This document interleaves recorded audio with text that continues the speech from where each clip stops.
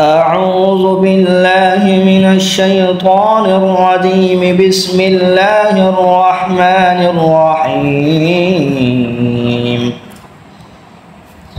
إذا وقعت الواقعة ليس لوقعتها كاذبة خافضة رافعة إذا رجت الأرض رجا وبست الجبال بسا فكانت هباء منبثا وكنتم أزواجا ثلاثا فأصحاب الميمنة ما أصحاب الميمنة وأصحاب المشأمة ما أصحاب المشأمة والسابقون السابقون أولئك المقربون في جنات النعيم ثلة من الأولين وقليل من الآخرين على سرر موضونة متكئين عليها متقابلين يطوف عليهم بلدان مخلدون بأكواب وأباريق وكأس من معين لا يصدعون عنها ولا ينزفون وفاكهة مما يتخيرون ولحم طير مما يشتهون وحور عين كأمثال اللؤلؤ المكنون جزاء بما كانوا يعملون لا يسمعون فيها لغوا ولا تأثيما إلا قيلا سلاما سلاما وأصحاب اليمين ما أصحاب اليمين في سدر مخضود وطلح منضود وظل ممدود وماء مسكوب وفاكهة كثيرة لا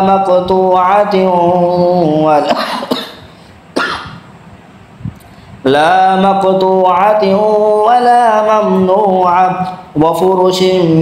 مرفوعة إنا أنشأناهن إنشاء فجعلناهن أبكارا عربا أترابا لأصحاب اليمين ثلة من الأولين وثلة من الآخرين وأصحاب الشمال ما أصحاب الشمال في سموم وحميم وظل من يحموم لا بارد ولا كريم إنهم كانوا قبل ذلك مترفين وكانوا يصرون على الحنث العظيم وكانوا يقولون أئذا متنا وكنا ترابا وعظاما أئنا لمبعوثون أو آباؤنا الأولون قل إن الأولين والآخرين لمجموعون إلى ميقات يوم معلوم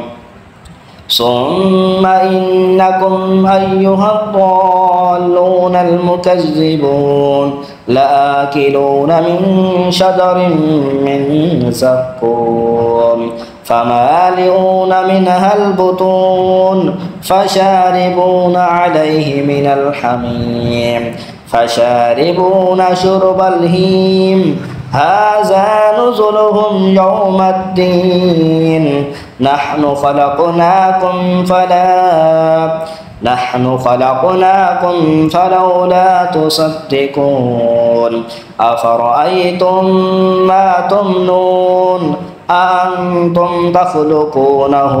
أم نحن الخالقون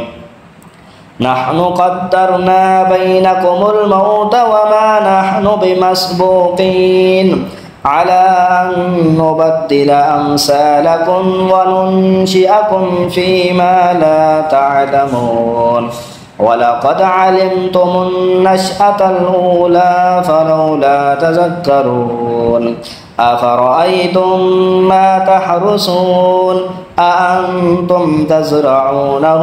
أم نحن الزارعون لو نشاء لجعلناه حطاما فظلتم تفكهون إنا لمغرمون بل نحن محرومون أفرأيتم الماء الذي تشربون أأنتم أنزلتموه من المزن أم نحن المنزلون لو نشاء جعلناه أجاجا فلولا تشكرون أفرأيتم النار التي تؤرون أأنتم أنشأتم شجرتها أم نحن المنشئون نحن جعلناها تذكرة ومتاعا للمقوين فسبح باسم ربك العظيم فلا أقسم بمواقع النجوم وإنه لقسم لو تعلمون عظيم إنه لقرآن كريم في كتاب مكنون لا يمسه إلا المطهرون تنزيل من رب العالمين أفبهذا الحديث أنتم مدهنون وتجعلون رزقكم أنكم تكذبون فلولا